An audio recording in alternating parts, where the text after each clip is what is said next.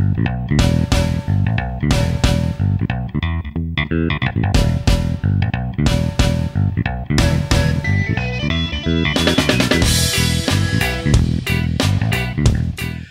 boys and girls. Welcome back to the Carla and Crappy Show. We've been doing this for, well, it's like 10 and a half years, I think. Carla was sort of what we came up with. Welcome to the 2023 edition of Bowlapalooza. This is the show that we always look forward to the most. This show should not be, should be have more than its share of chaos, as you guys will find out in a couple of minutes. But Carla, how you doing? Hey, that's a nice hoodie. Where'd you get that? Thank you. Yes. Happy birthday to me. I got home field. Nice. Yeah, the unofficial sponsor. So yes, I'm very excited about this. I wore it all day today, and it was lovely. I was hiding on campus in my Penn State gear because nice. I was like, yeah, nobody see me in this, but it was good. So you've just been wished happy birthday by an avocado. I think that's a first. That's a first for this show. AJ, how you doing? We're doing great. Yes. We've worked out. We got our fitness in. Okay. Yesterday I purchased 2 mystery hoodies from Home Field, so we'll see what shows up in the mystery box. But I'm excited. It's Colorado School of Mines. Come on, baby. Okay. Colorado School of Mines. I'm here for Grand Valley State. I'm here for something weird. Okay, that'd be Grand Valley State. That would be cool. That would be a good one. And then you see other faces up here, people that you see once a year-ish on the Carla and Crappy Show. These are folks who helped us during Carla's pregnancy year. They are also longtime friends of the show.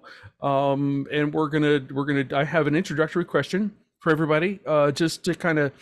So we all have like a baseline level of our college football fandom / interest. And we're going to start with Gabby Biltz, our favorite Notre Dame graduate, young professional who is still living in the greater South Bend metropolitan area. That town's Chicago. Is that what that's called? I think. Chicago. Yep. Chicago. Right. Just, I mean, it's a nice town. Gabby, your initial question, after I saw in person the effects of not being able to count to 11 in the Ohio State Notre Dame game, are you as an engaged alumni happy with the status of Notre Dame's coaching staff? Or are they good for the long term in South Bend?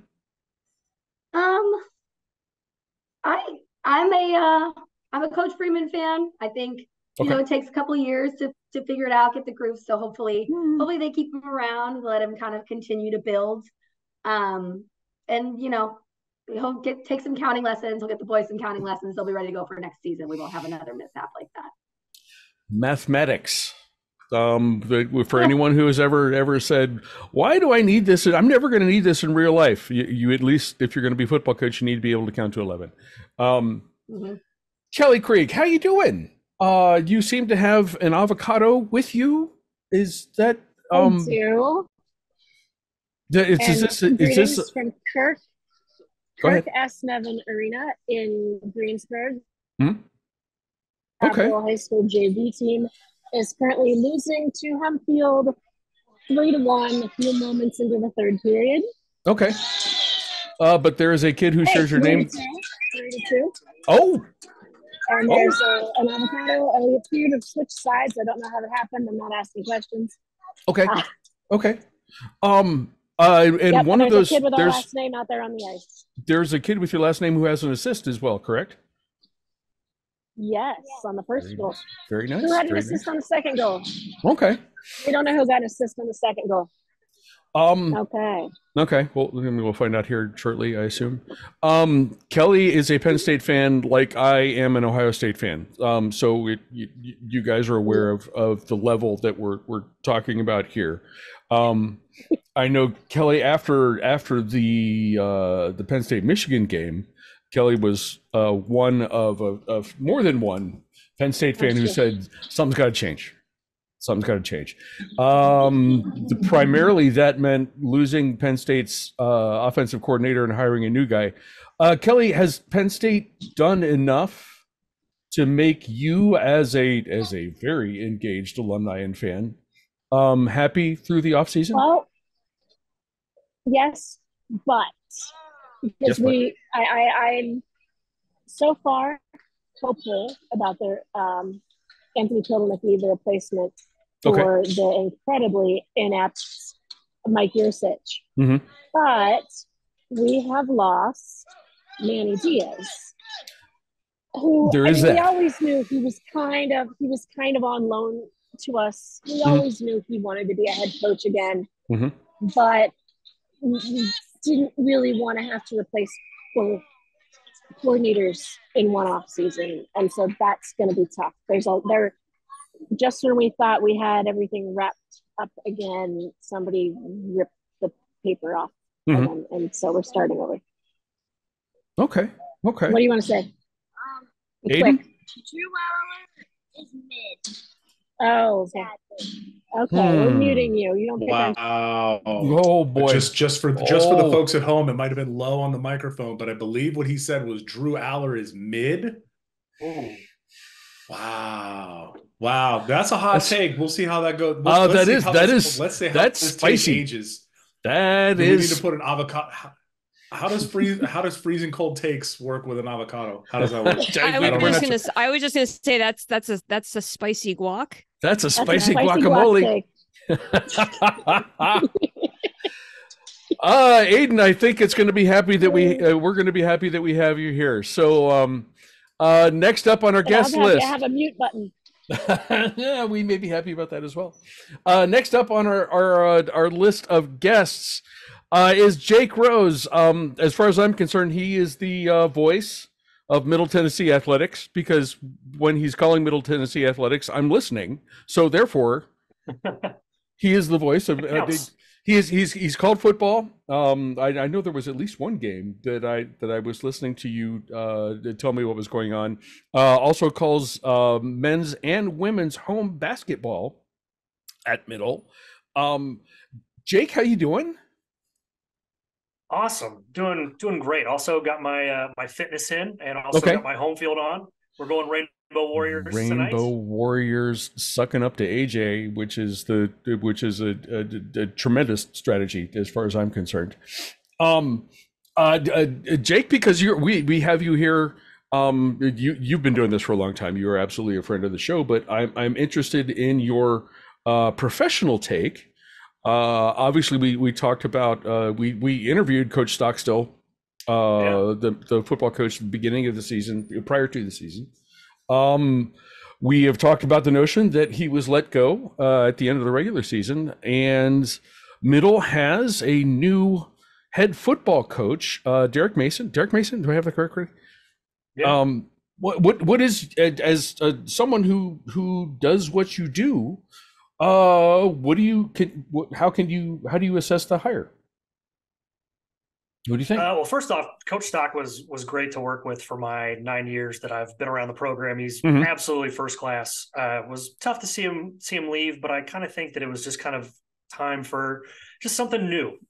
Get not only just get some wins, but also to kind of get the fan base energized. So the more I look at the Derek Mason hire, the more I like it, because I do think that he brings a different vibe, a different energy. He's very, very high energy, for lack of a better word. And I think that's kind of what this program needs. And I think this is what this fan base needs. They need somebody that's going to get kind of jacked up and maybe even a different brand of football. He's more defensive minded. He spent the last couple of years defensive coordinator with Auburn and Oklahoma State before being in the booth this year. But I think it's going to be a great opportunity for him as well to build a program. So I think we'll be all right.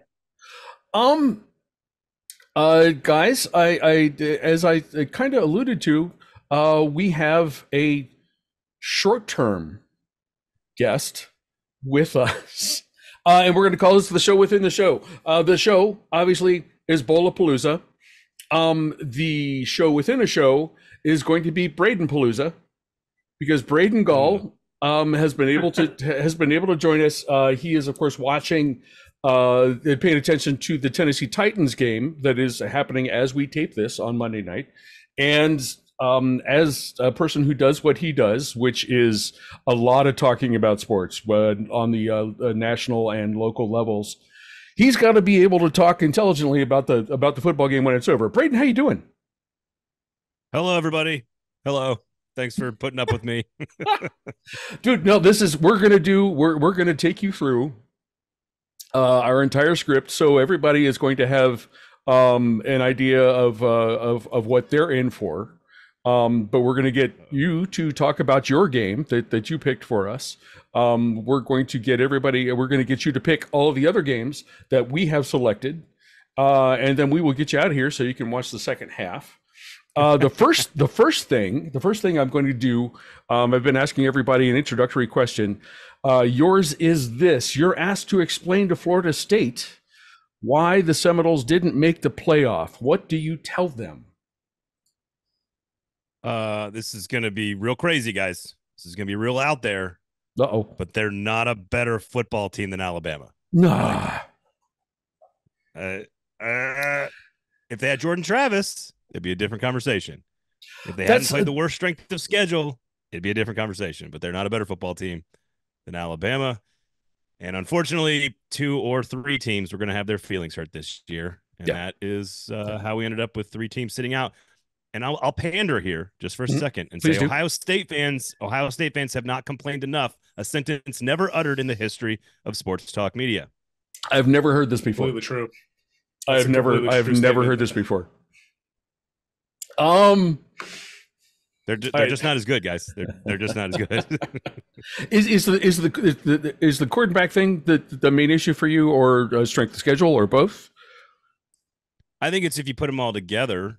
Okay. You know, the committee I will pander to Ohio State here. Okay. You don't need to make up a reason to put any of the top 7 teams into the playoff. You didn't need a reason. They all belonged. You needed to find reasons to keep teams out. Okay. And the reason Ohio State was out is they didn't win their division, didn't play a 13th game. Yes. Yada yada. Georgia, I still think Georgia is like number 1 or 2 in the country. So I think they have the most beef with this. But in the bylaws, it says key players missing and strength of schedule matters. And if you have the worst strength of schedule of all 7 teams and your best players missing, and it's right there in the bylaws as a reason, you're just not, and you average less than 4 yards of play in the 2 games without him, you're not going to be better than the team that just beat number 1 Georgia and had the best strength of schedule with better wins. And let's just be very honest, Alabama or Georgia or Ohio State, again, Ohio State, I think would beat this Florida State team pretty easily. Dude, the pandering here is fantastic, and I want to say right now that I really appreciate it.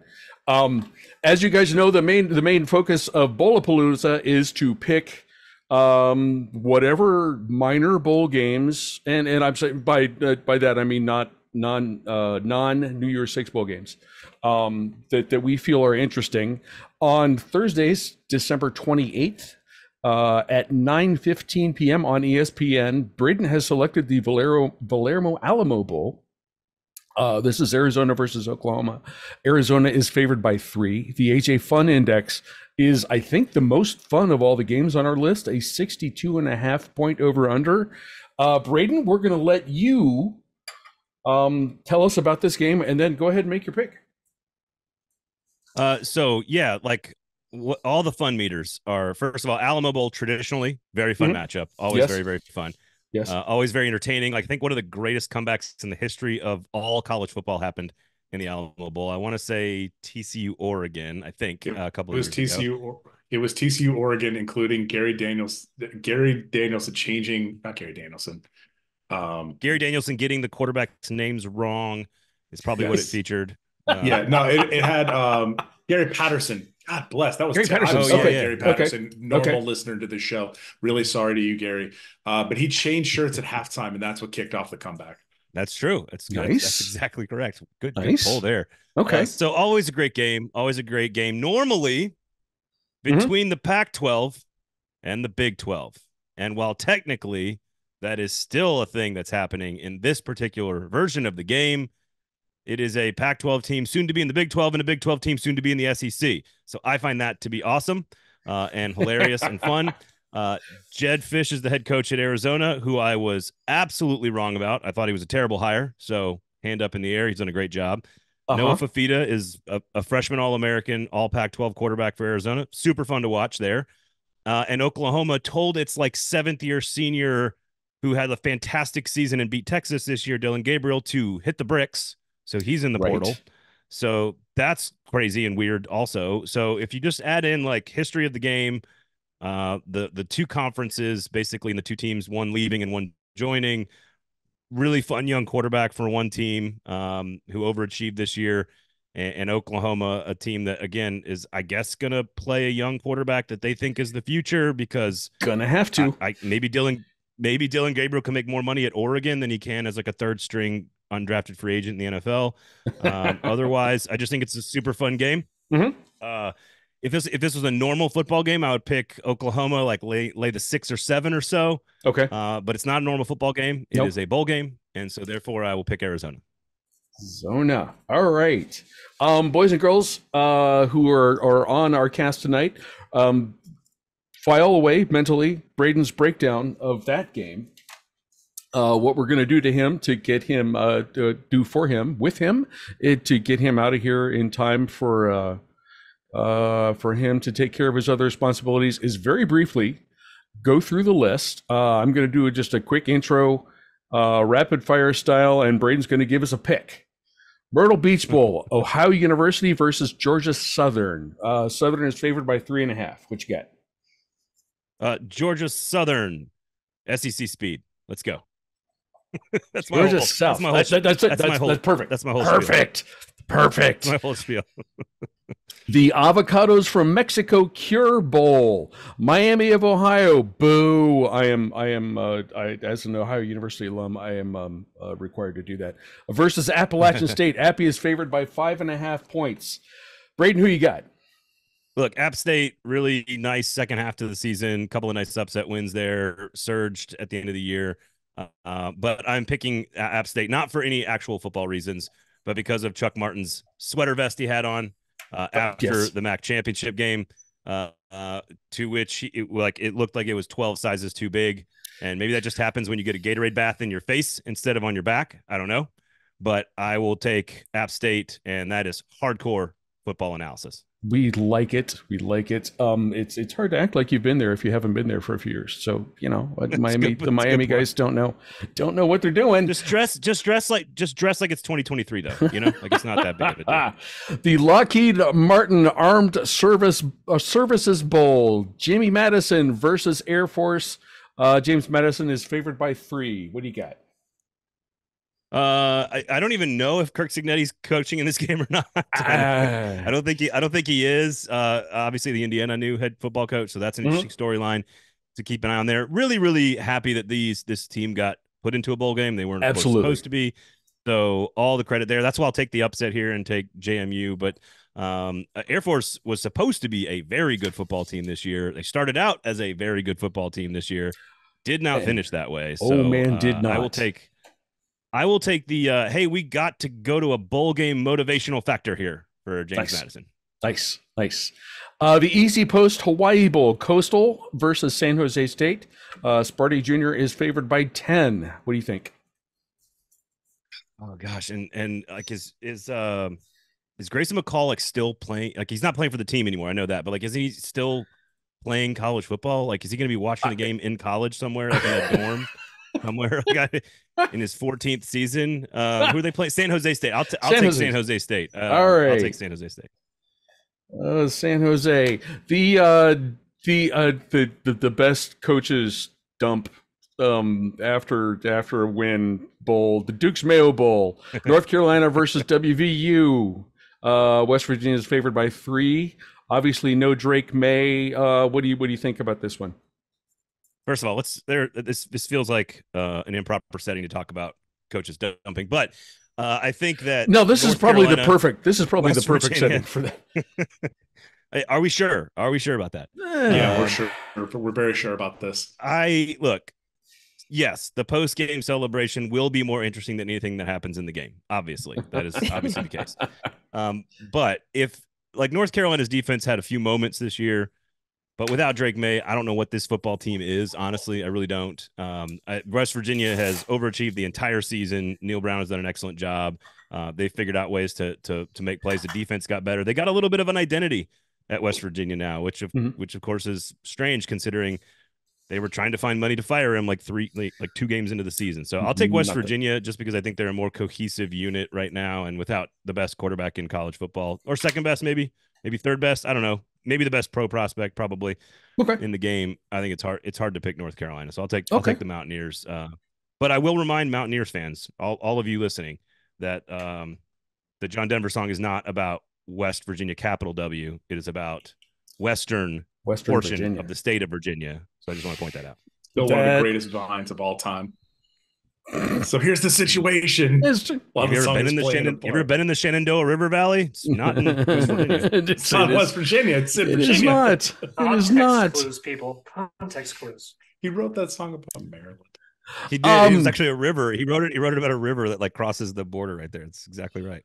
Good call. I like Jaden, Braden, we are working on a record because we might get you out of here before the second half is actually finished. If it was a college football second half, I'd be here a lot longer. True. I understand that. But we have one more game and then a couple more questions for you just to make sure we have all of our bases covered. Tony the Tiger's Sun Bowl on Friday, December 29th. This is Notre Dame versus Oregon State. No quarterbacks. I have no idea what's going on with this, but Notre Dame is favored by 8 points. What do you think? Can Riley Leonard play? Can we just get him in the game right away? I don't know when that actually starts. So we have 0 quarterbacks and 1 coach total. Right. In this game, which is a fantastic statistic. This is what has happened to bowl games. Honestly, truly, this is an example of what has happened. We have 2 really, really fun football teams, 2 really great identities, 2 great lines of scrimmage, 2 awesome offensive lines with like first round picks on both offensive lines, 2, I think, pretty smart coaches, 1 offense and 1 defense, and 2 solid quarterbacks. And none of that's really going to happen. And that is what is wrong with bowl season nowadays. So I guess Notre Dame's more talented, but if all the pieces were in place, I probably would lean on Oregon State a little bit here, plus the points. But again, no DJ, no Jonathan Smith. If I'm one of the offensive linemen for either of those 2 teams, I'm not playing in this game either. If I've got first round money to be made. So I lean on the favorite on this one. I guess Notre Dame. But it really, what I can't wait to watch with this game is just the young players. This is one of the few games where and same thing with Oklahoma and Arizona. It's like let me see your freshmen, because your freshmen can play now. So let's see some auditions. Let's see what happens. I've noticed at some point that the clock was down to 14 seconds left in the half, and now it's back up to 18. So we might have a chance to do this. I saved this game for last for a reason. The Pop-Tarts Bowl, NC State versus K-State. K-State is favored by 3. I'm asking you to make a pick, and I'm asking you to tell me what is the best Pop-Tart flavor. Oh God, I wasn't prepared for this.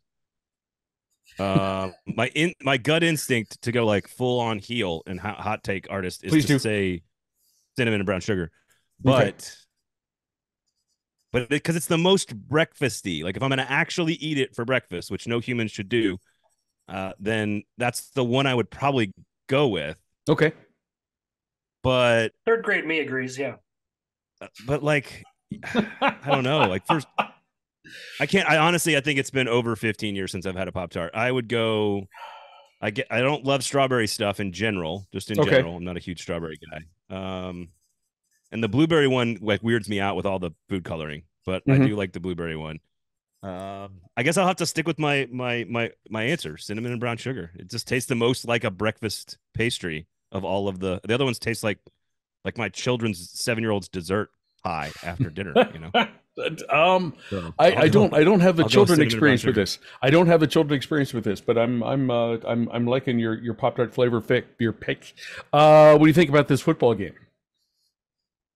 Well, I think NC State's a really sneaky, really good season. Kansas State, extremely well coached. And I assume, and you guys correct me if I'm wrong, I assume Avery Johnson at quarterback for Kansas State, which is their 5-star freshman superstar, the reason Will Howard is transferred. Carla, is that correct? He is, unless he's sitting out. I would say best that I haven't seen anything confirmed. Okay. I was digging for that today, so I'm not sure who is starting at quarterback. So Avery Johnson is like the reason Will Howard is transferred. Obviously, he's their 5-star who never goes to Kansas State, but stayed home and went to Kansas State. Like he's their homegrown, like future king with like the long flowing locks and everything. But the game changes when he's in it changes. The energy in the team changes when he's in the game. He's an incredible athlete. He's super fun to watch. And he is, again, the reason they've moved on from Will Howard. NC State, great season. Really solid football team all around, but I'm going to and they've kind of waffled on their quarterback situation all year long. I just think if Avery Johnson is there to play, and if I'm trying to get him ready for next year to be a true starter, that's the reason I would want, unless we found new information in the last few seconds. The Topeka Capital Journal has, as of yesterday, that true freshman Avery Johnson will make his first start. Yes. Okay. Kansas State all the way. Journalism. Gotcha. Look at that. Take Kansas State, and whatever, if they're a favorite or an underdog, take Kansas State. He is so much fun to watch. I think he's going to have a great career at Kansas State with Chris Kleiman as his coach, and they're going to be a legit threat in the Big 12 with him. Maybe not this first year, but by the second year. So he's just super fun to watch. And this is also why bowl games are fun with the new rules, is you get to see a freshman who is going to go out there and get reps for and it doesn't count towards anything. There's a few other guys around the country that are going to do this. So let the kid play and enjoy watching him. He's going to be a really fun player in this sport in the next few years. I have breaking news. The Titans are heading to halftime now. They've kicked a field goal. They're up 10-7 heading into the half. That can't possibly be true. It is true. This is American football. I follow the other football. And my Columbus Crew was the winner of the MLS Cup. Get out of here. Yeah, you acted like you were from Columbus also, by the way. Just want to point that out. But that is true. But Braden, we have 2 more questions for you, and we'll get you out of here. I came down here with like 2 minutes to go in the first half. It just now went to half. I know. This is amazing. Spectacular. Bradenpalooza is rocking and rolling here. This is a tiebreaker for picking the bowl games. Who's going to win the national championship? Oh, I don't want to do that and ruin everybody's night. Go ahead. Roll Tide, baby. Okay. Roll Tide. Okay. I told you it's going to ruin everybody's night. It's tough to argue. And I want to more than anything, but it's not the wrongest wrong answer with this crowd, though. That's true. There's a more wrong answer. There is a more wrong answer. If I say go blue, that upsets everybody. Is that what's going on? Oh, thanks for joining us, Braden. Yeah. Here's the question: if Michigan beats Alabama, will you all chant Big 10, Big 10, Big 10, or will you root against Michigan? I will find a way to root for the Big 10. I'm not sure how I'm going to accomplish. Which is why I'm rooting for Washington, because we can claim them. Yeah, there's that. That's true. The whole flag, and they had a flag in Corvallis and everything. That is true. Huskies. Braden, my final question. Yes. Well, hang on. So when the worst possible thing happens for the rest of the country, when 2 SEC teams play in the championship, Alabama and Texas, we can, and it's a so not only is it 2 SEC teams, but it's a rematch, making everyone so happy. And Nick Saban wins his 47th national championship. I'm not going to argue with you, dude, but yeah, you're absolutely right. My final question. Just be prepared. And guys, everybody else on the call, take notes. Which New Year's 6 bowl game, including the semifinals, are you most looking forward to watching, and why? Well, the semifinals are not bowl games; they are playoff games. What? So yeah. Those are by far the most interesting. Mm-hmm. But if you're asking me the non-playoff games, the exhibition games that are taking place, it is absolutely, and this is not pandering, but it absolutely is Missouri and Ohio State. It's not even close. How come? Well, Missouri has a chance. I mean, first of all, they've got a couple players on their team that are absolutely guys who don't sit out. Cody Schrader's not a guy who sits out a game as a walk-on. But And again, that could I could be proven wrong by that by the time kickoff comes around. They could decide to do that, but I don't think he's got an huge NFL future. But Missouri has a chance to have the greatest season in the history of their program, really, honestly, if they win this game. Yes. And bowl games are almost exclusively about motivation. And I think Ryan Day going big game hunting at quarterback, I think is a really, really bad move. I think it is a very desperate move. Risky for sure. I don't like it. I would rather, Kyle McCord was a top 15 or 20 quarterback in the country. He wasn't as good as like the Heisman Trophy winners, but he was still pretty darn good. And I think another year in the offseason with him running the team and running the offense, an entire offense as a starter, would be a million times better than a first-year transfer, which has, I think, only one time ever won a national championship, Cam Newton in 2010. So with that context around both teams, what does the quarterback situation look like for Ohio State? What do some of the young players look like filling in for all those guys going to the NFL that won't be playing around him on the offense? And then Missouri trying to go for what could be, one of the most important seasons in the history of their program. Like to me, it's not even close. That's the most interesting one. Florida State and Georgia is cool, but like it's not a real football game. Like it's not going to be a real football game. So okay. I noted, and this is the last thing that I'm going to ask you very briefly. Your hat. What am I wearing? What the hat? How many people know who Tyler Childers is? I know who he is. Yes. Well, 4. That's pretty good. All right. I respect that. Tyler Childers is a country music artist, outlaw independent country music artist who came up under Sturgill Simpson from Eastern Kentucky, coal miner town, who does a lot to raise money for some of those small Appalachian towns in Eastern Kentucky, but one of the most spectacular songwriters of our time. Stands up for what he believes in, writes about it. Beautiful songwriter, beautiful voice, just a fantastic country artist. And I am all in on the independent, outlaw, modern country music scene. I am whole hog, as he would say, and I'm all in on it. And he's one of the best. No question. Taking the girls. Taking the 7 and the 5-year-old to see him in April. Can't wait. Nice. Girls are very excited. We're all very excited. So very cool. Listen, Braden, you guys can find him all over the place on ESPN Radio, on the Athlon's Cover 2 podcast, on I believe it's 440 Sports. There's a number of stuff there. You got it. And once in a while you can find him on the Carla and Crappy Show, which is fantastic, dude. We really appreciate it. You got a chance to. It's also worth. I was saying, I can hop in Please? here. It's also worth noting Braden was on the very first Bowlapalooza, so it's worth mentioning that since we're celebrating 10 and a half years of the of Bowlapalooza, we're not counting 2020 because that show is completely different. Indiana was good. Jake, it didn't count. I only have so many of those. Like 2. But yeah, that's not bad. It's not bad. But listen, man, we appreciate you joining us. We hope you enjoy the rest of the Titans game. Maybe they can hold on to the lead that they have here. Can't believe they're doing what they're doing. It's shocking, honestly. It's a close game with the Miami Dolphins. Tight game. We will see how it goes. Thank you very much for joining us. And that concludes the Bradenpalooza portion of Bowlapalooza. We will now get to the rest of Bowlapalooza while Braden goes and takes care of the other shit he has to do tonight. Thanks, man. Good to talk to you. Yeah, no problem. Pull hell off at the hinges, boys. Let's do it. Love it. Talk to you later.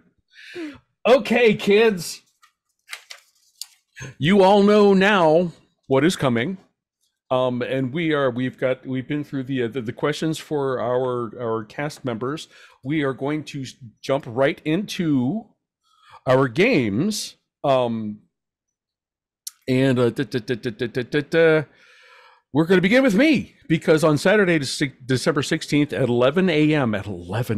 That's rough for an OU crowd on a Saturday morning. I will tell you that from experience. Ohio versus Georgia Southern. Southern is favored by 3.5 points. The AJ Fun Index is a not so fun 48.5. The story of the Bobcats this year isn't on the offensive side of the ball, and that's good because pretty much all of OU's offense, including quarterback Curtis Rourke, is in the transfer portal. But let's talk about the defense. OU finished the regular season with the 5th best scoring defense in the country and the 4th best in yardage per game. That makes this an interesting matchup because the Eagles moved the ball well, averaged just about over 30 points a game.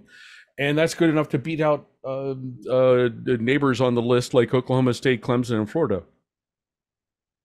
The question for me, can OU find enough offense to put a few points on the board? With that defense, they'll only need a few. And with Rourke's backup, C.J. Harris, having some experience, including the win last winter in the Tavern Furniture Bowl, C.J. Harris. He's more than capable of doing that, and I think the Bobcats are actually going to win this game. I'm arranging my paperwork here, guys, so I can get everybody's stuff here. Gabby, you are first up. What do you think about this game? So first comment: all of the big noon games all season are at 11 a.m. here in Central Time, and if I can do it, you can do it. So I believe in you. And getting up at 11 I'll be okay getting up. Because I'm old and I wake up at ridiculous hours now anyway. But like OU students, that's going to be a tough ask, I think, on a Saturday morning, even for a bowl game. I think they'll power through. Okay, I have faith all right, in them. We'll be good. All right, gotcha. I have faith in the students, and I have faith in the team. I'm always going to be pro Ohio teams. So I will go with OU on this one. I like it. Kelly and Kelly from the car and the avocado. Yes, we have relocated to the car. Sorry to report that the Chapel Foxes lost 3-2. That's a bummer. Hemphill, despite pulling their goalie in the last minute and a couple really nice shots by the big brother of the avocado. But okay, yes, we've relocated nice. To the car. Avocado Senior. So what do you think about this game? Senior.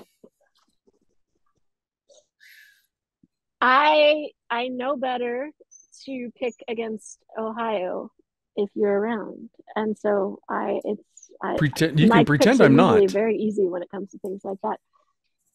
No. All right. Jake Rose, what do you think? Oh wait, does Aiden have a different pick? I'm gonna go with the Bobcats. Oh, sorry. Oh, Georgia Southern. All right. Oh, who was your pick? Quickly, Aiden, quickly.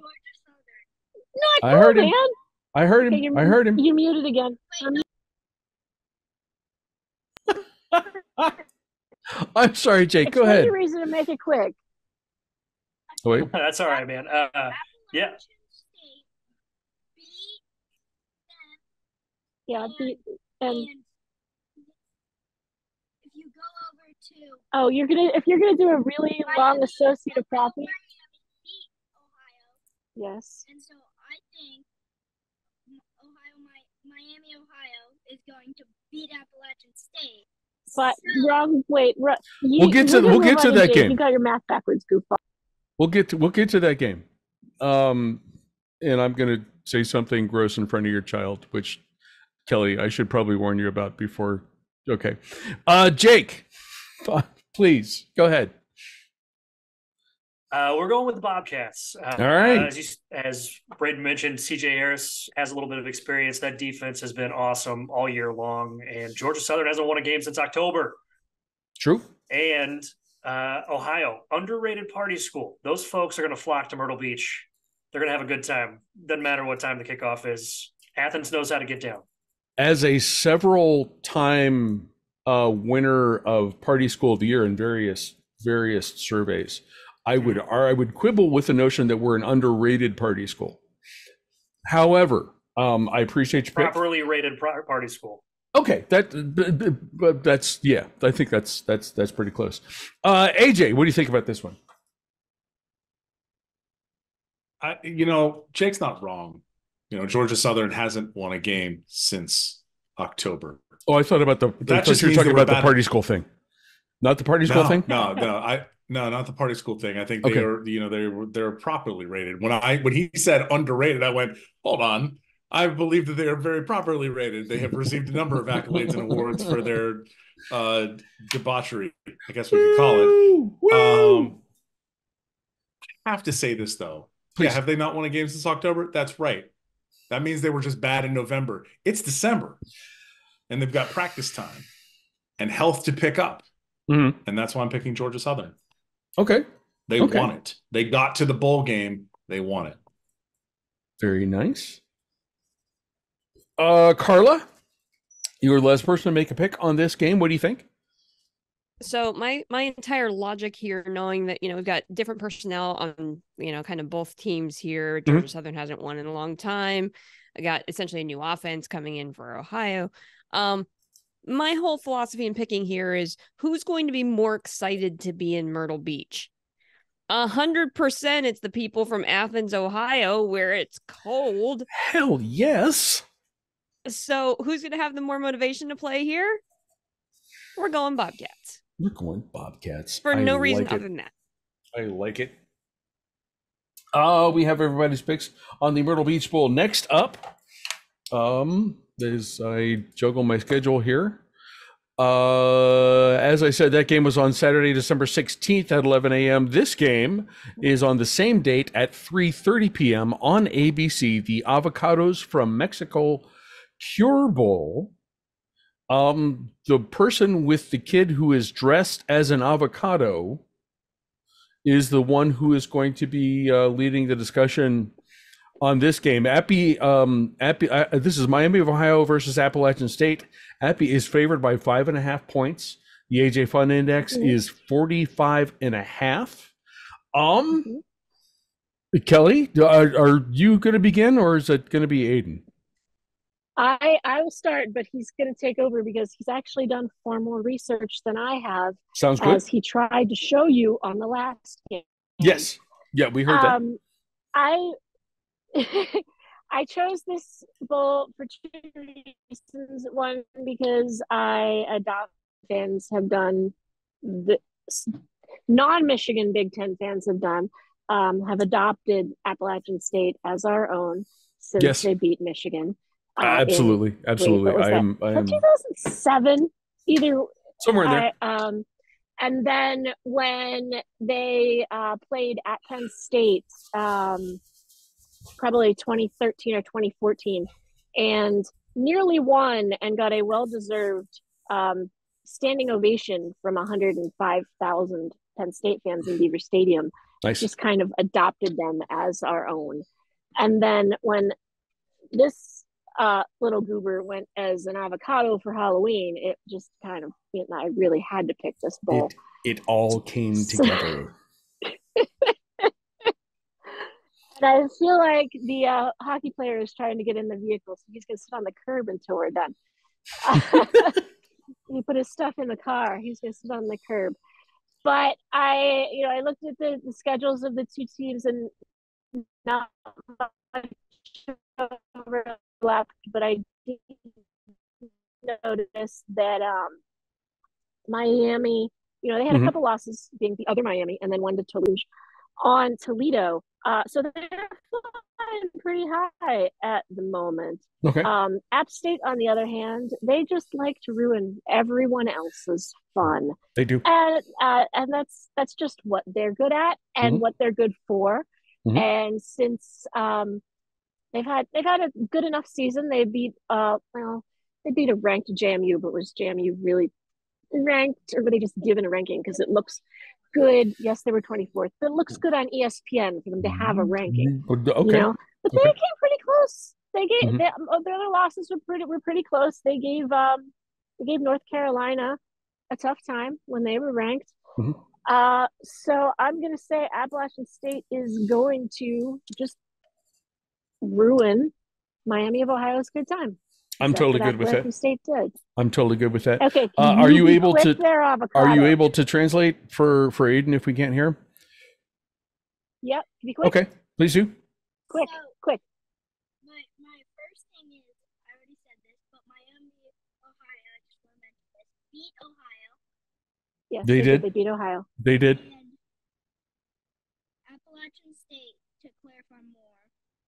Quickly. They beat one ranked team. Mm-hmm. Mm-hmm. JMU. They beat James Madison, man. Yeah, James Madison. Yeah. But in their first game, That's what they lost. Their first game of the season, they lost to ranked UNC. North Carolina, yeah. Yeah. Which is not necessarily a bad thing. Yeah.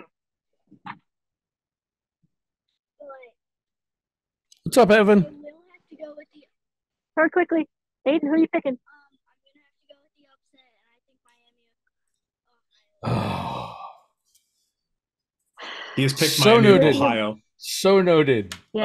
Aiden correctly noted that. He correctly noted that Appy beat James Madison. Their loss was to a ranked UNC at the time. He also noted that Miami beat my Bobcats, which is fine. And picked Miami to win the game, which is perfectly legit pick.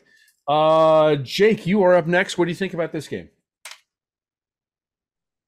We are going App State. I think we all kind of had App State on our radar pretty early on in the year, especially after that close one with North Carolina, and then things kind of went a little sideways. I like Joey Aguilar against that Miami defense that hasn't been that's been pretty good this year, but not so much against the pass. So we're gonna go App State.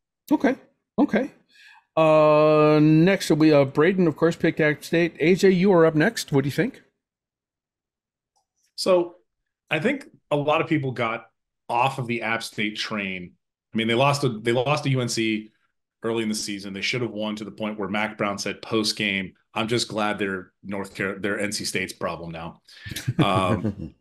I think I think people got off the train when they lost to Wyoming, funny enough, on a blocked field goal for a touchdown. Right. And then only won by one on a last second field goal over ULM, and then lost 2 games in a row. They got off the train and they got right against Southern Miss, and then they started beating the brakes off of everybody. They got things right on track again.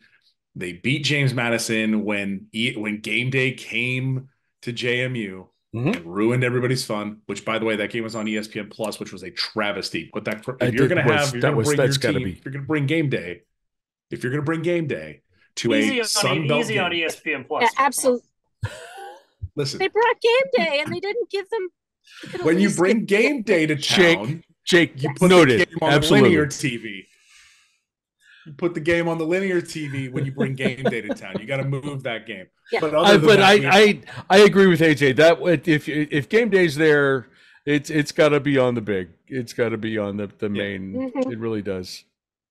Otherwise, they should have taken game day to Corvallis, where it should have been, but they didn't have the courage to put a camera on all the angry Oregon State fans on ESPN. Well, because they're cowards. There is that as well. Yeah, because they killed the ESPN killed the Pac-12. They killed the Pac-12. We were the only people in the parking. That's okay. We're muted again. So, listen, I'm picking App State. I'm sorry, Miami of Ohio. Gotcha. I'm sure you had a wonderful time winning the MAC and beating and ruining Toledo's season. So I got to be really honest.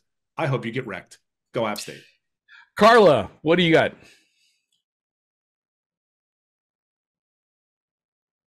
Muted. Okay. I got muted. Yeah, no, myself.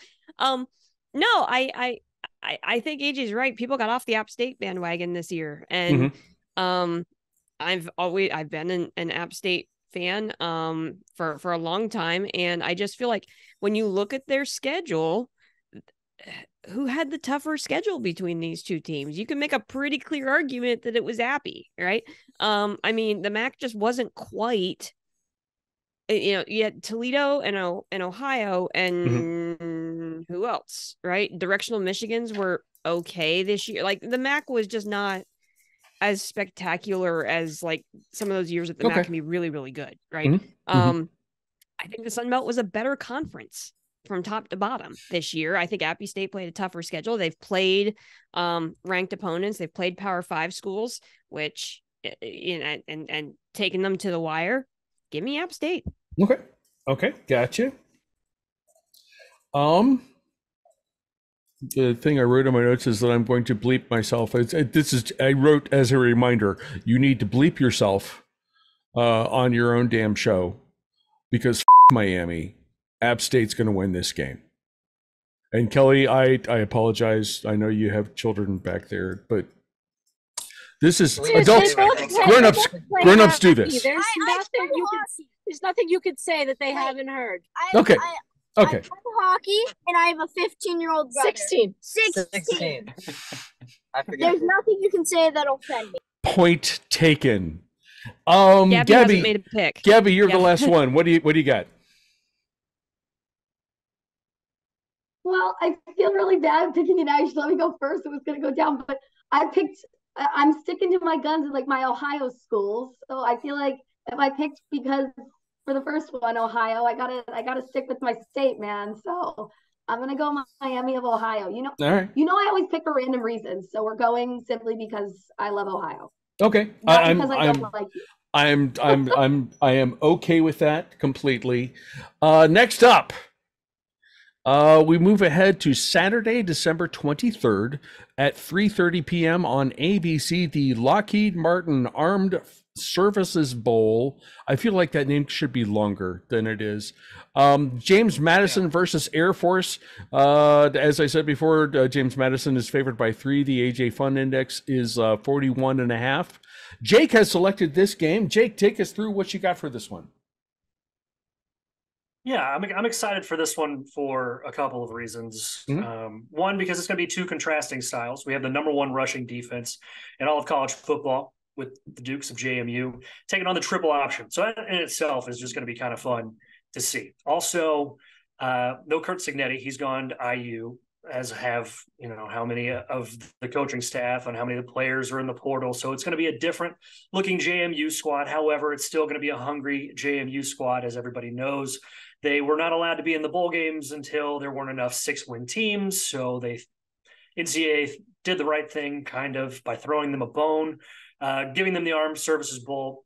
But then earlier in the year, we had Air Force, who was kind of the darling of college football for a little while. They got hot. They got really hot. They've lost 4 straight. Yeah. So, but on the other hand, I'm kind of thinking, so James Madison, our 4th president of the United States, pretty smart fella. Sure. Was one of the first secretaries of state of this wonderful land, and father of the Constitution, pretty smart guy. Did not have an Air Force in his time. So you damn sure would have known that he would not have lost a $135 million airplane in the swamps of South Carolina. Give me the Dukes. This was not logic that I was expecting, but it is logic that I absolutely appreciate. Next up would be Braden. He picked JMU, as we know. AJ, what do you think about losing airplanes in the swamps of South Carolina? I mean, number 1, that was the Navy. That was not the Air Force. Don't do that. That was Navy pilots. Number 2. Sorry, they were Marine pilots. So that says a lot. That says a lot. As my uncle said to my father, my father was in the Marine Corps and my uncle was in the Air Force. He refers to the Marines as the few, the proud, the dumb. And my dad just laughs. He doesn't have any response to that. But yeah, so that is the thing. That is the thing. I don't understand why they were allowed to fly those. Anyways, we have to go actually look at what actually started this whole downturn of the Air Force. Mm-hmm. And that was, of course, the United States Army, who won against Navy and collected the Commander-in-Chief's trophy. Yes. And you know who did have an army? That's right. It was James Madison. Mm-hmm. He did. And James Madison, God, I'm blanking on my timeline. Was James Madison War of 1812? He was the War of 1812. I believe that's correct. Man, that's right, because I went to a school named after colonial people. That's right. Let's go, Bobby Moe. Give me the Dukes. Dukes. We're all in on the founding fathers on this here podcast. You hear me? Carla, what do you think? Not that hard. Not that hard. Please do not take that out of context. Only the good things. Only the good things. Only the good parts. There's a whole lot of people who are misquoting those folks. Just keeping that funky. They should have made a musical out of Robert Morris. That's all I'm saying. Hey, I agree. That would have been cool. That would have been good. It could still happen because too. nobody knows who the hell he was. Yeah. So I'm going with the crowd here, and I'm gonna go JMU for a couple of reasons. One, because I think even with the upheaval that they're having with their coaching staff and new offense, all those kinds of things, this is a team that wants to go out and say we deserve to be here and kind of make a statement to the NCAA, like, yeah, you should have let us play in our conference title game. Hey there. So I think they want to go out and make a statement. And then for just the nonsensical reason of the fact that, again, referring to AJ. So those of you who don't know, AJ and I both went to Robert Morris. Mm-hmm. My freshman dorm named after James Madison. Go Dukes. Oh, very nice. I lived in Madison Hall. That is something that I was not aware of. AJ got me all fired up, and it's a hard thing. He mentions Army and the Winter Navy, and I'm like, okay, I'm swept up in the emotion here, but for the first half of the season, for whatever reason, Air Force was the best Group of 5 team in the country, perhaps, or up there at least. I think the cadets in Colorado Springs will see this game as a final chance to salvage a season from the collapse that they suffered after taking that incredible loss to Army. And I'm going to pick Air Force to win this game. Gabby, what do you think? Brother in the service, got to support the military. So I'm going to go Air Force on this one. I'm coming in with the hard analysis tonight, guys. Like really good stuff. So. All right. Kelly, what do you and the avocado think about this game? I guess it doesn't do us any good to put the camera on because we're working our way home. But you're good. But don't turn the light on. But the avocado. Hey, who do you think is going to win the Armed Forces Bowl? Who's playing? James Madison Air Force. They just told you. Okay, I'm sorry. Quickly, I'll hear. My argument is, please. We just picked Appalachian State in the last one. Right. And we wanted to give a quick shout out to a Fox Chapel teammate of the Avocados' big brother who just committed to run cross country and track at App State. But when they beat JMU, it was a pretty close game. So JMU fought the good fight, even though their time was ruined. Mm-hmm. And I have a lot of respect for them and their season. And I do have to agree with Carla that they're out to prove a point that they deserved to go to a bowl game, and they deserved, and they're going to show that they're one of the big boys. Okay. Aiden, okay. Quickly answer before I mute. I think James Madison is good, and so is Air Force, but James Madison is going to win by a close 3 points. Okay. Gotcha. All right, guys. Next game. We are still on Saturday, December 23rd at 10:30 p.m. This could only be picked by one person. The Easy Post Hawaii Bowl. That is the game that AJ has selected. Coastal Carolina versus San Jose State. The Spartans of San Jose are favored by 10 points. The AJ Fun Index is a relatively fun 53.5 points. AJ, talk to us about this game and tell us who you're picking. I mean, this is a pretty straightforward pick. This is a bowl game in Hawaii. What else would you want? There are no losers. Their title. There are no losers. No one loses. Y'all got free trips to Hawaii. Stupid. Like, enjoy it. Number one. But number two, we have to talk about the fact that San Jose State was in the running for the Mountain West Championship this year. They were a really good team. They had 2 not great losses in the middle of the season, back to back, that more or less kept them out of the true title race. I do think that Coastal Carolina fell off a cliff this year with Jamie Chadwell going to Liberty. It's a Liberty Liberty. Hey, Liberty up there to coach the Flames. And so by doing that, Grayson McCall was not the same quarterback he was this year. It just wasn't really it. It wasn't the same Coastal team that we've seen before. So if you haven't seen Coastal yet this year, it's not going to look the same as it did last year. I'm taking San Jose State here. But also, this is the weird part. This game is at 10:30 p.m. Eastern time. I will be in the Mountain Time Zone when this game is happening. So this is an actual 8:30 p.m. kick for me. And I don't know how I feel about that. How much coffee do you need to consume for an 8:30 kick versus a 10:30 kick? None. I don't need any. I can get to the end of this game and then go to bed at a completely normal hour, which is something I don't do. It feels weird, but we're gonna let this happen. Give me Sparty Jr. Got Sparty Jr. Carla, what do you think? I'm really tempted here for no other reason alone than what did we call Coastal Carolina for the last 2 years? The beach chickens. And the beach chickens are playing on the beach. So they always play on the beach. This isn't new. You would think native habitat, right? Like that would be a thing. But I actually think I agree with AJ here. I think San Jose State is a good team that just had a couple of bad losses at inconvenient times that kept them out. I think Coastal's not the same team that we've seen in the past. Give me San Jose State because they're kind of playing in the same time zone-ish. Mm-hmm. Like they don't have as much of an adjustment as Coastal, coming all the way across the country, all the way to Hawaii. So, so yeah, give me San Jose that's State. A good point.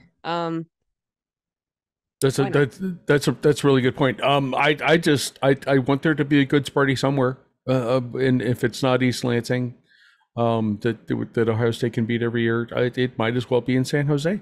Spartans win. That's where I'm going. Sparty could actually be good next year. We'll talk about that later. We'll talk about that next year. Gabby, what do you think about this one? Yeah. I am also feeling San Jose State. I thought about the time zone thing too. I was like, they have a closer flight. Things will be good. They'll be more rested. Mm-hmm. They'll be ready to go. I feel good. San Jose State. Kelly, you and the avocado. What do you think about the Hawaii Bowl? Avocado would like to go first. Please. Quick, avocado. I'm just gonna get it over with. Pick. Blue field. So you're picking. Answer quickly with an answer. Blue field. He wants to pick the team that plays on a blue field, so he wants to pick Coastal Carolina. Coastal. He picks Coastal. Gotcha. Kelly, what do you think? I'm sorry. Sparty Jr. Sparty Jr. San Jose State. They Coastal Carolina has, as AJ said, fallen off a cliff. I don't know where they went. So yes, we know. Okay. All right. Muting the back seat again. Bye. Jake, what do you think about the Hawaii Bowl? We're going with Sparty Jr. as well. They played a really tough schedule earlier in the year. USC, Oregon State, Boise, Toledo, Air Force. But that offense has been rolling the last 6 games, almost 40 points per contest. And their starting quarterback, Siobhan Cordero, started his career at Hawaii. He was the backup to Tua Tagovailoa in high school. He's going home. And Sparty on the beach. Sorry, Beach Chickens. Sorry, Beach Chickens. Our next game on Wednesday, December 27th at 5. I may have written this down correctly. I wrote down 5:50 p.m. on ESPN. That seems dumb. You know what? That's as good as time as any. I think we're talking about the Duke's Mayo Bowl. Mrs. Crappy was going to join us, but she's not feeling so great, so I'm going to take this game for her. This is North Carolina versus West Virginia. WVU is actually favored by 3 here. The AJ Fun Index is a 56.5 point over under. One guy you won't see in this game is UNC's Drake May, who's announced he's headed to the NFL. No one expects the Mountaineers' Garrett Green to be a top 5 pick in the NFL draft like Drake May will be, but he's shown that he's more than capable of running a what has turned out to be a kind of a fun WVU offense, especially in the latter part of the season. And he runs it pretty well. He's been put 15 touchdown passes. These are not like all-star numbers, but these are respectable numbers. 15 touchdown passes to 4 picks on the season, threw for 1,200 yards. 2,100 yards. I am a little touch of the confusion there. He's got talent in front of him too. His center, Zach Frazier, was a third-team All-America, and he's got a second-team All-America. I did not write down the guy's name. Playing cornerback on the other side of the ball. I think UNC probably has more talented athletes on the field, but WVV closed out the season looking like a real team. And I think that's going to carry over to the bowl game. I see the Mountaineers winning this one. WVU. Gabby, you are up next. What do you think about this game? Yeah, I would agree with you. I feel like WVU the last couple of years has kind of been like subpar, and they're a little bit less subpar this year. They're like par. I don't know. Damned by faint praise. So I feel like WVU, they're going to sneak through with this one. Okay. Kelly, what does the avocado think? The avocado says I can go first, and okay. I gotta go with my family's other roots, which is Go Ears. WVU. West Virginia. And the avocado? Quickly, avocado, West Virginia. Quickly, 3. Well, West Virginia isn't ranked, and USC is ranked, so West Virginia's better. North Carolina from the avocado. UNC for the avocado. Jake, what you got? So my heart is telling me we're going Tar Heels because I don't know if there's anybody in America that would enjoy being covered in mayonnaise more than Mac Brown. I can't argue with that. I was going to do a Mac Brown can't. impersonation, but I couldn't. I can't argue. I cannot argue with that. Plus, that's fantastic. So that's the only reason I got. I'm not sold on Neil Brown at West Virginia for much longer. They're actually in their worst stretch in about 4 decades under his watch. So it's very interesting to see what's going to happen with his job really soon, because he's owed $12.5 million, and that university is cutting costs big time. So true. Going to be very interesting to see what's going on with the Mountaineers in the next year. That's been a local thing, a big deal in the local Pittsburgh media, especially in the last month or so, about cutting whole departments at the University of West Virginia. So yeah, that is a very real thing. AJ, what do you think about this one? I'm going to go with Jake here for more or less the same reason, but for a slightly different reason. The internet needs the GIF. Okay. Neil Brown getting a bunch of mayonnaise dumped on his head, not very funny. Shane Beamer got it dumped on his head, and they literally dropped the tub on the back of his head, gave him a small headache. Okay. They dumped it on Mike Locksley, but Mike Locksley was wearing the big hat. Right. So he didn't get a ton of mayo on him until he took it off, and they dumped it on him again. Barely counts. Yes. Mac Brown, I swear on everything, knows the potential, knows the recruitable energy that he has off of this gif of him just going, go ahead, dump the mayo. And they dump it right on the top of his head. And that just plays on a loop in the facility for the next 2 years at a minimum. Give me the Heels to win specifically for the world needs this gif. I'm really sorry, WVU, but the world needs this gif. Okay. I am almost reconsidering my pick for that reason, but I'm not gonna. But this game, almost. By the way, because Drake May is going to the draft, we will miss some sort of, like, if he were to perform well, the headline would be Mayo wins the bowl or something along those lines. There's so many Mayo puns to make here, and we won't get them because he's too busy focusing on his career and money, which is actually good for him. Good for him. Secure the bag. Don't get hurt in the bowl game. And plus, this post-game handshake, if it's Mac Brown, because he's so awkward with like the handshakes with other coaches, if he's just covered in that in Mayo, no, they do it post-game in the locker room. They do it. It's not like the other. He will do it in the get locker room, so it's not going to be him covered in Mayo going, "Hey, I hope you have a great time, Neil. You're a good coach." Got a little kick to it. Don't get it in your ass. It's not like Frank Solich picking French fries off of his back while he's and he just won the famous Potato Bowl. Does Neil Brown have a life force that Mac Brown needs to pull in? Is that because I know that's why that's how that goes. That's the whole joke. Exactly. That's the joke. I think that's how that works. I think that's how that works. I'm not kidding. I've recorded most of Mac Brown's handshakes this season entirely to see how long he holds on and what sort of moves he has. Mario Cristobal is a lineman, and that's why he gets away quickly. Yeah, that's true. That's true. Good handwork. If guacamole is dumped on anyone after the Avocados Bowl. See, I don't know. I hope so. That's a twist I wasn't expecting. I hope they don't get like full avocados dumped on them. I hope hard. It would hurt. That would be hard. Especially if they're ripe. If they're ripe, that wouldn't be bad. Oh man, some good avocados mashed up, and then they dump guacamole on somebody. Mm-hmm. I'm here. Mm-hmm.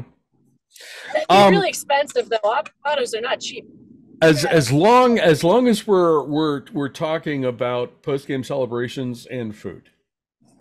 On Thursday, December 28th at 5:45 p.m. on ESPN, it is the Pop-Tarts Bowl.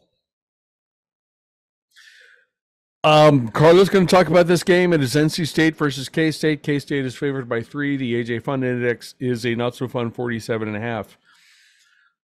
No one cares about this game.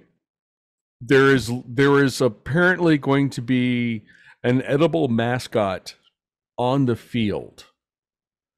So the question is not who wins this game, but which coach, the coach of which team, gets to take a bite out of the bowl mascot at the end of the game. Carla, explain this to us, please. I don't think there's any explanation, really. I think it's just going to be an interesting bowl game. No Will Howard. We get to see Avery Johnson. Braden already talked about that. Right. I'm picking with my heart here. Kansas State has been my darling all season long. They went on a roll at the end of the season, until the snowy Farmageddon. So I'm gonna say Kansas State and Chris Kleeman, do the right thing here. Invite Bill Snyder and let him take a bite out of the Pop-Tart, because that would be absolutely hilarious. That would be fantastic. And I absolutely think that is a thing that should happen. I am up next, as is the case. We're going to talk about Arizona. No one wants to see K-State on the schedule at the end of this season. Power Cats are going to win this game. Fine. My favorite Pop-Tart flavor, and I'm going with Braden, is cinnamon brown sugar. Period. That is the superior flavor. I have tasted some interesting one-offs, but I think that's where we're going. We will come back to Carla in a moment. Carla, Gabby, you are up next. We have K-State versus NC State, and we have the greatest Pop-Tart flavor of all time. What do you think? So my first question is about, I haven't heard anything about the edible mascot. Do we know how big that's going to be? Like, is it big enough Pop-Tart for the team we do not. No, we do not. I don't think it's going to be someone handing the coach a Pop-Tart. I think it's going to be a big edible mascot. Like a 6'5" toaster pastry toast. Something like that. So I want to be clear here. I love the fact that the Pop-Tarts Bowl has been incredibly cagey about this information, to the point where when NC State head coach Dave Doran was asked about what flavor the mascot will be, yes, the Pop-Tarts Bowl representative said, "I am not at liberty to disclose this information." Nice. So they are being like super secret, because everybody's like, "You said there's going to be an edible mascot. What's it going to look like? You'll have to find out." Okay. What flavor going to be? You'll have to find out. So they are going to hold everybody to the very end of this game to see what this Pop-Tart thing is. And I am so excited about this. Continue. I'm very excited now. You guys have me very excited about the Pop-Tart. For the game itself, I'm going to bowl game. Yes. We'll pretend the game matters. Kansas State, and then Pop-Tart flavors. The brown sugar cinnamon if you toast them, and then if you're going to eat a frozen Pop-Tart, I don't know if they still make them, but they used to make strawberry milkshake Pop-Tarts, and they were so good in the Jesus freezer. God. Okay, so, strawberry. So you've given me two here. I need you to pick one.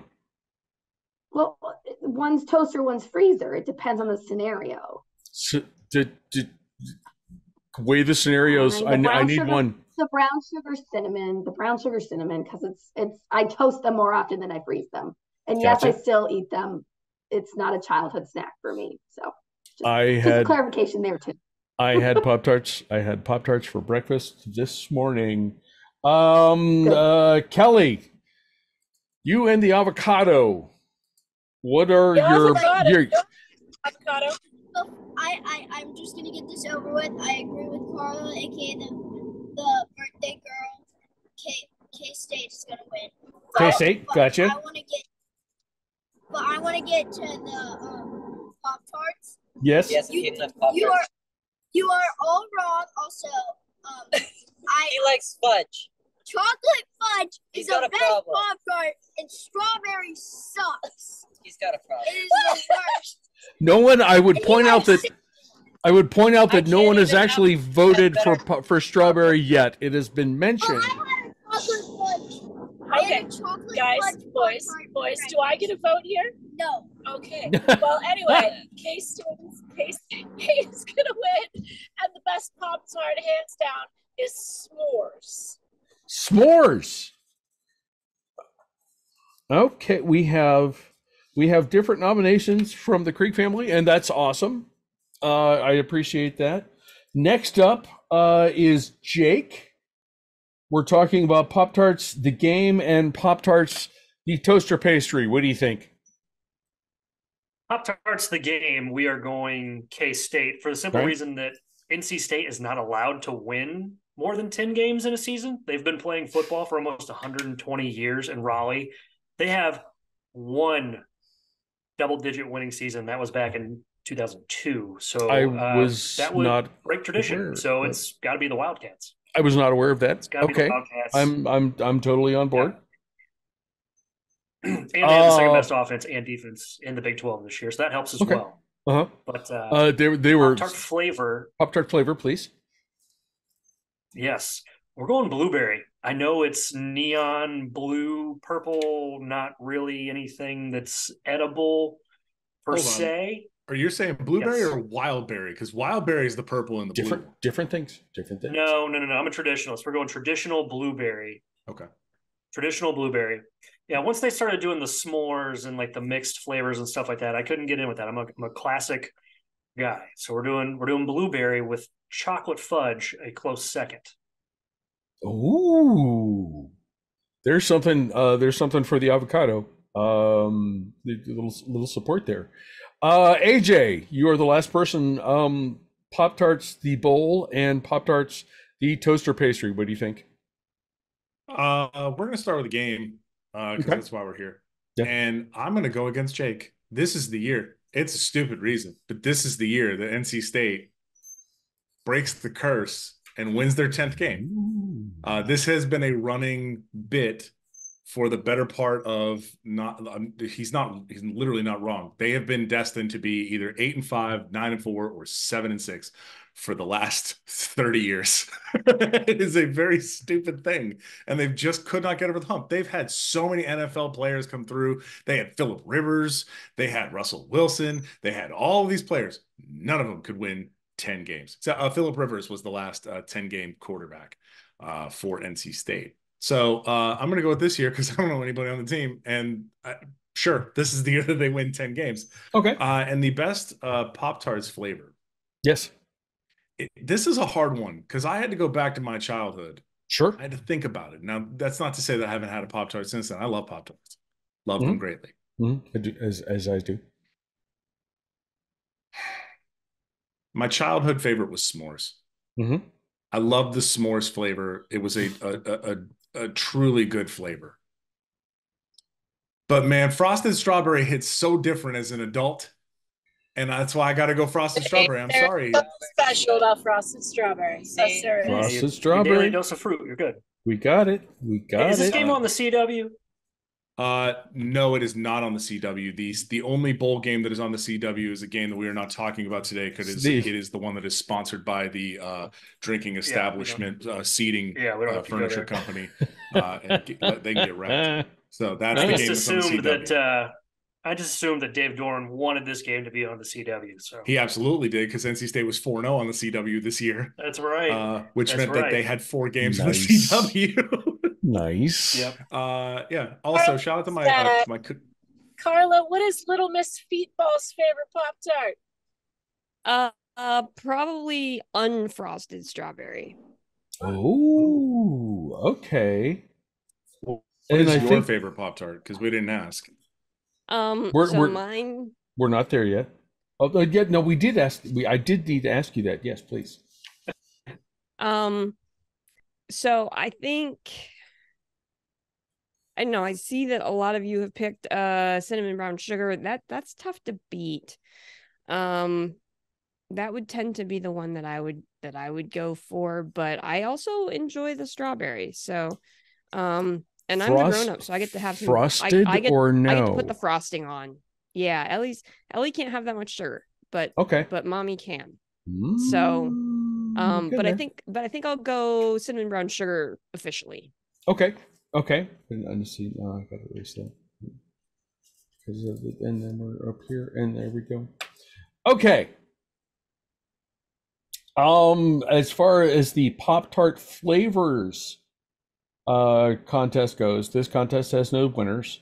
We have one in favor of s'mores, one in favor of chocolate fudge, one in favor of blueberry, one in favor of frosted strawberry versus one in favor of not frosted strawberry, and 4.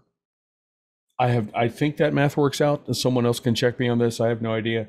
4 of us, including me, favor the brown sugar cinnamon Pop-Tarts, and I will be honest with you guys, that is what I had for breakfast this morning. So back to football. The Alamo Bowl, the Valermo Alamo Bowl, which is on the same day as the Pop-Tart Bowl, Thursday, December 28th, 9:15 p.m. on ESPN.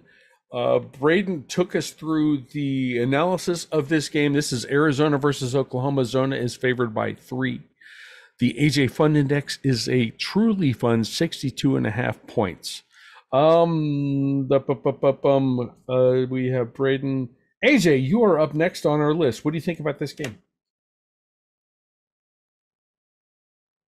I think this is, to Braden's point, everything's broken.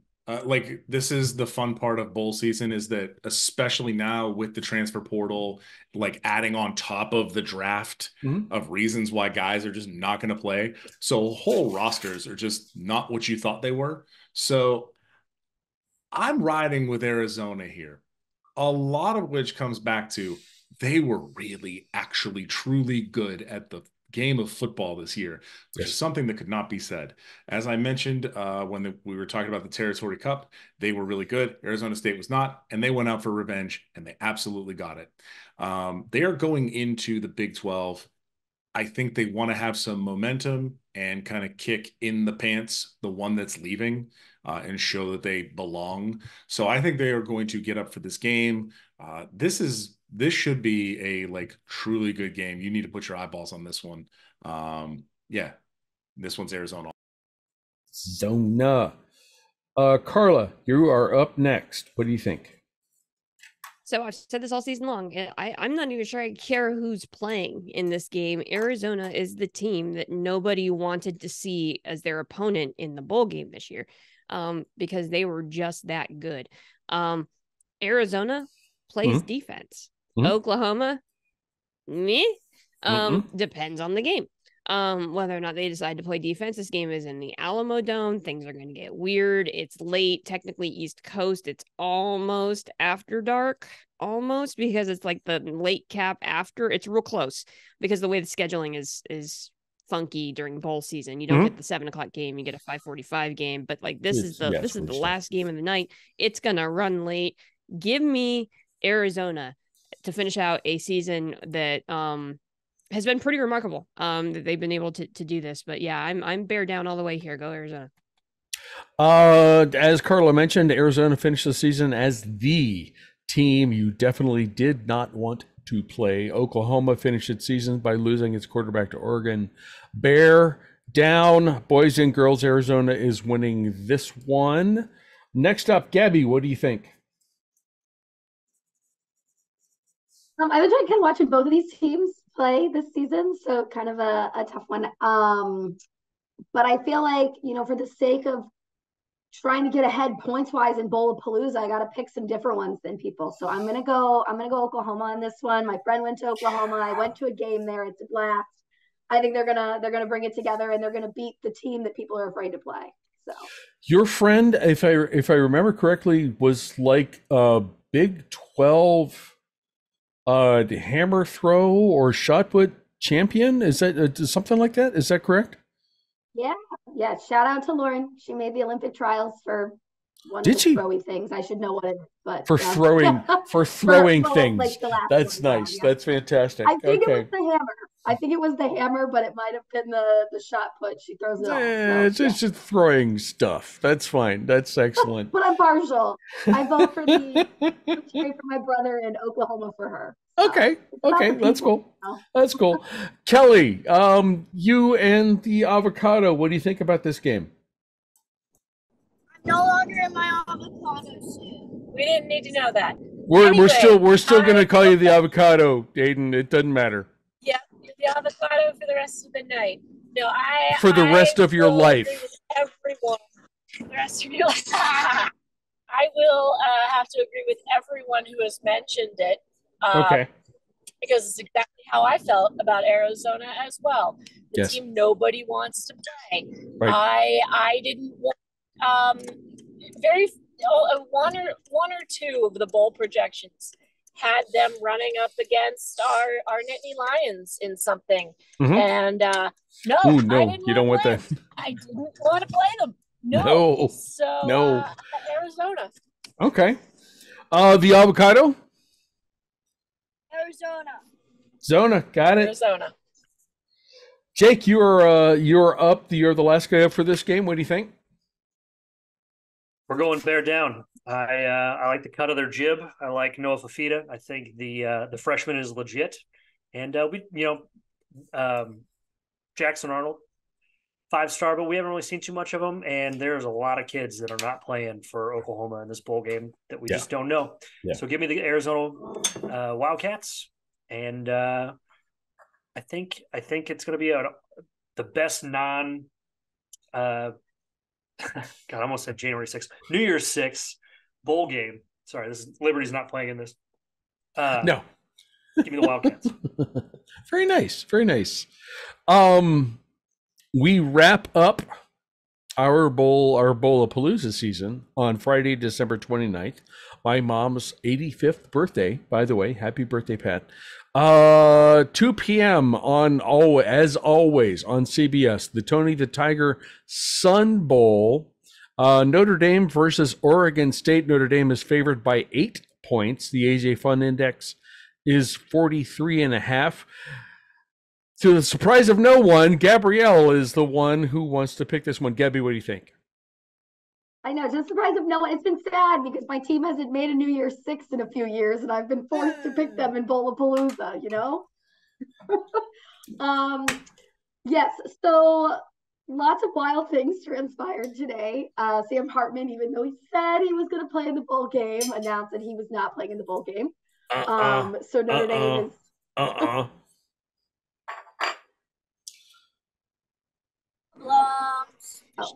Oh, okay. Sorry. I thought I was wrong. Did he come back and say he was going to? No, he's not playing. Yeah, I'm going to say I'm pretty sure he's out. So we have our backup quarterback in. They've been posting all the things on social media to try and make a meme out of it, but Notre Dame fans are not pleased. As which is to be said. I don't know a ton about Oregon State, but seems like two pretty evenly matched teams based on rating scales, kind of looking at the two teams and just like having a bunch of people out.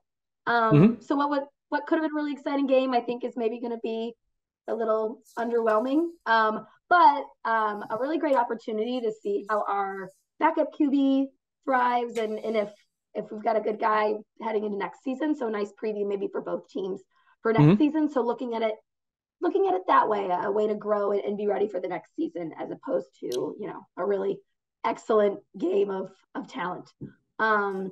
So, I'm a little bit bummed about Sam Hartman being out, but I still think the Irish will pull through. I was going to say, so you're not picking Oregon State? No. Okay. Shocking, I know, but okay. Okay, Gabby obviously picked Notre Dame to win the Sun Bowl. Right. We go to the road. We go to the van of the Krieg family. Kelly, what do you and the avocado think about this? Yes? Well, correction, the Subaru Outback, but it's okay. Oh, nice. That's even better. That's even better. Avocado wants to go first. Okay, please. Oregon State and Notre Dame. Okay, I'm sorry, Gabby, but Notre Dame they had a good start of the season, but they kind of fell off. So I'm gonna have to go with Oregon State. And they started their season by losing to Ohio State. So are you skipping? I would argue that's not necessarily. Ohio State sucks. I can't mute him. It's my turn to talk, Mike. I'm sorry. Bring that kid on the show next fall. Let's just do that. But Kelly, please. I am also agree with Aiden without agreeing with Aiden. The Pac-2 is going to do a little bit better than the Independent 1. Okay. Go Beavers. Okay, that's fair. Jake, what do you think about this one? We're going with Notre Dame, but we think that the Beavs cover. This is kind of like the atypical Notre Dame season. Okay. In which you beat a couple of good teams, but then you lose to 3 good teams as well. So I think the real travesty, though, is there's no Sam Hartman in this game because he is so damn beautiful. Mm-hmm. And that's what true. makes me sad about this game. But we're going to watch it either way. As a bearded person, and he just as a bearded and the long and the dark, I don't know how he doesn't. I mean, when I was his age, I already had gray in my beard. I don't know if that's like the. Do you think he adds it like a dash? Maybe I don't know. Sort of look. I think that's what I feel. But yeah, I don't know how that. I don't know how that goes. I don't know how that goes. Gabby, who's better looking, your head coach or your quarterback? Say that's the the savior of this situation is Marcus Freeman will still be on that sideline, hopefully in his white quarter zip, ready to go. But no. Okay, that's a good curveball answer out of you. AJ, what do you think about this one? How am I supposed to pick against the Beavs? Are you kidding me? Listen, Notre Dame is a liberal arts school, and that's why they couldn't count to 11. It's not math; is not their forte. Okay, it's noted liberal arts school. Nobody goes to Notre Dame to play math. Okay, but my Beavs have something to prove here. Okay, you're in the Pac-2. You're literally fighting for control of the Pac-12. True. You got to show that you play with the big boys, which they do. And go ahead and give me the Beavs. Easy. Gotcha. Carla, what do you think about this one?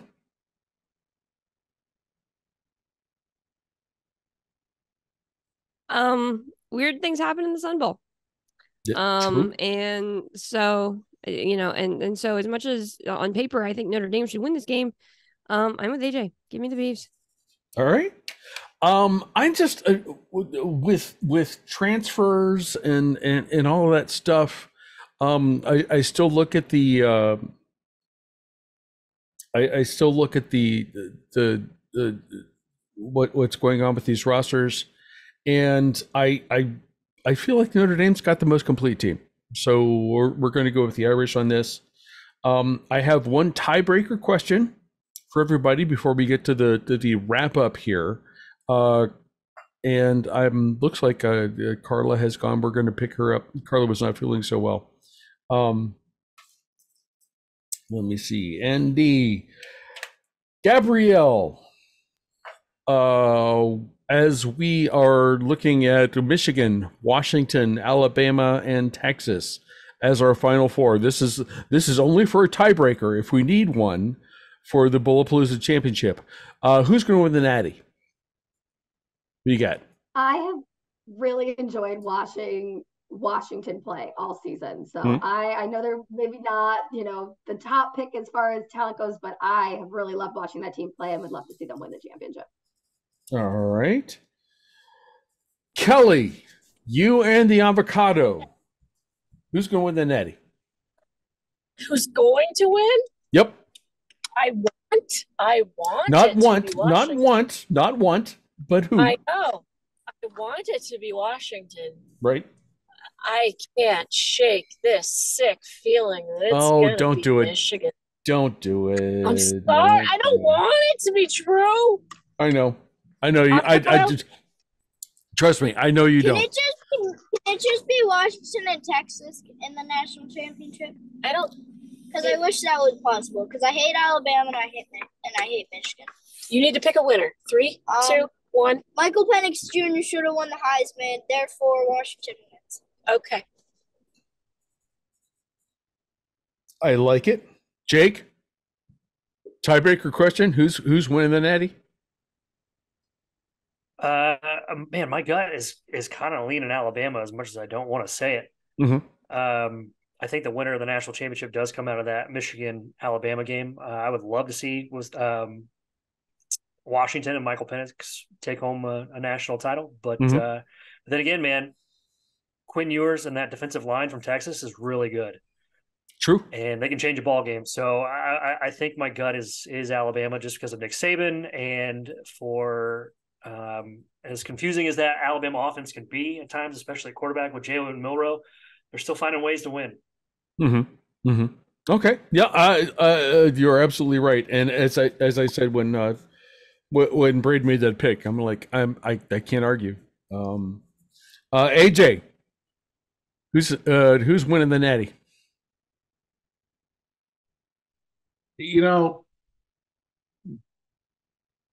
It's a hard one to pick because you have a whole lot of fun in Washington, Texas in the Sugar Bowl. And you know what? Screw it. Yes. Roll Tide. Alabama's going to win the whole thing. It hurts me to say that and say that against the last chance for the Pac-12 to win a national title and possibly their best chance to win a national title. But Tide's going to win it all. Listen, Nick Saban is inevitable. And as much as I hate to say that, it hurts. And by the way, Alabama is the one who knocked out the actual Heisman winner, Jaden Daniels, who deserved that award all the way through. I don't care. He was on a 3-loss team. That man had 4,500 yards of offense by himself. I am not at all upset about the Heisman Trophy winner. That was a surprise, and it was the right way to go. I'm picking Washington. I'm picking with my heart, obviously, rather than my head. But I want, and I feel like in the last year of the Pac-12 and following Michael Penix as we have on this show for a very, very long time, that is something that Carla would attest to if she wasn't feeling rough and had bailed out on us. I have a last question for everyone, and I'm just going to go on the order that we have right here. Quick. Please do. Real quick. Please do. I've had a thought. Hook 'em. I'm changing my pick to Texas. Okay, we got it. Had a thought about it, had to think about it, and I'm sorry, T'Vondre Sweat is just an absolute monster in the middle. I would like to see, give me Texas to win. Dark redemption arc. Tie that you said. Yeah, I can take back the tie. That's how the tie works. It goes out, it goes in, and then it goes back out. That's how ties work. That's true. That's true. That's true. That's true. That's a very non-committal. Yeah, they go in and out. AJ, as long as I have you up here, what the New Year's Six game are you looking forward to the most, and why? It's honestly, the New Year's Six bowls kind of got sad once it turned into a once we saw Florida State not make it, and like obviously they go down into a bowl game, but landing in the Orange Bowl against Georgia is real spicy. It is hard for me to not look at that game and think to myself, Florida State comes in angry.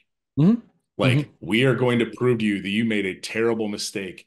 And this Georgia team is disappointed that they didn't make it, but their heart's not in it. Right? They could at least go, okay, well, the SEC champion got in. We're not the SEC champion. Also, you played a cupcake-ass schedule. This is a way for you to actually get your effective revenge if you're Florida State. And so that's why I see Florida State just trying to go down there and make and try to prove a point against Georgia. So yeah, I'm here for the Orange Bowl. Okay. I will make it clear that I am most interested in the Cotton Bowl because duh. Next up, we have Jake. Which New York Six game are you most listening to, or most anticipating, and why?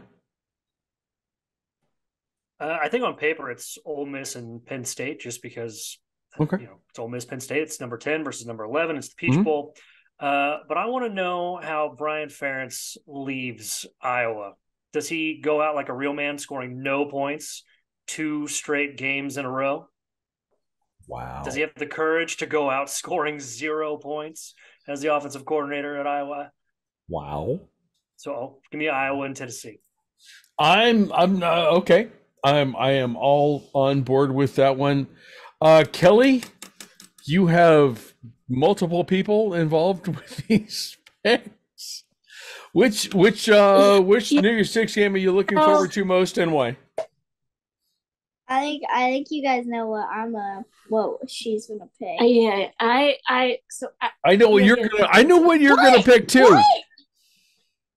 No, the answer is the Peach Bowl. Obviously, It's Penn State, but also as soon as it was announced that was the bowl that they got, my husband and I got tickets because we go to the Penn State bowl game because that's what you do. Because that's what we've been doing since 2012. Not your entire life, no. Since the first Rose Bowl, the 2016 Rose Bowl was the first time we started going to a goal. I was going to say it's not far from most of his life, though. No, it was most of his life. Okay, and we were looking, given the season and things we had going on, that if they went back to the Citrus Bowl, we were not going. If they, whether or not but the Peach Bowl, we are excited, and it's gonna be a tough game. Penn State has their work cut out for them. Ole Miss is no slouch. The dog has joined the chat. Hi Tasha. Oh wait, she needs to pick. Oh, she left her. She's not gonna take a pick. She's a dog. Oh wait, can I pick now? Yes, quickly. Which bowl game? Peach Bowl or Georgia. Yeah. Or Georgia, Florida State. Oh, you gotta pick one. You gotta pick one. You gotta pick one, Aiden. Mention to Georgia, Florida State. Florida State was robbed. It's gonna be a good game. I'm gonna watch it. Say goodnight, Avocado. It is way past your bedtime. Ole Miss versus Penn State Peach Bowl. Go to bed. Avocado, thank you very much. We appreciate you staying up past your bedtime and joining us once again. Can I say it? Please. Go ahead. Can I say it? Yeah, go ahead. Just do it. Avocados from Mexico. Mexico. That just made the entire show. Gabby, I don't know how you follow that, but Buenos noches, avocado. Yeah. Gabby, which NY6 bowl game are you looking forward to the most, and why? Yeah, I'm like, I don't even want to. Dude, I'm sorry. I don't know. Just following that is a challenge for anybody. I know. So the avocado had some great analysis tonight. I'm like, I got up my analysis game for next Bowlapalooza. I'm gonna get some pointers from the avocado. But I would probably have to say the Orange Bowl. I would have to agree with AJ. I think Florida State is going to come in and they're going to be angry and upset. I know that coach is fired up. I've seen some of the things that he's been saying. So I hope they come in, and they probably aren't going to stomp Georgia, but I would love to see just a good game between those two teams and Florida State get a little bit of redemption after kind of a tough break for them. Excellent. Boys and girls, if you can hear the Carla and Crappy Show on Apple Podcasts, Spotify, Google, and a variety of other podcasting hosts, you can watch us on YouTube or the show's Facebook page, and you know this already, you can read us even on for the first time on our Substack. If you like us, please subscribe, rate, and review. If you don't, mind your own damn business. Be sure to come back next week when Carl and I it'll be it'll be next week-ish. And Carla, we're talking about the New Year's 6 bowl games. Boys and girls, I appreciate so much that you, the listeners, have been joining us for the whole season, and you guys, the guests on Bowlapalooza, keep joining us year after year. That is fantastic. AJ, Kelly, the avocado, Jake, Gabby. I want to wish. I hope Carla feels better because she's not feeling especially good right now. And me. But guys, thank you very much. Enjoy bowl season, because it's going to be fantastic. They're like 57 bowl games this year. I'm not sure exactly how many, but watch them all. This is the transfer portal, all the stuff.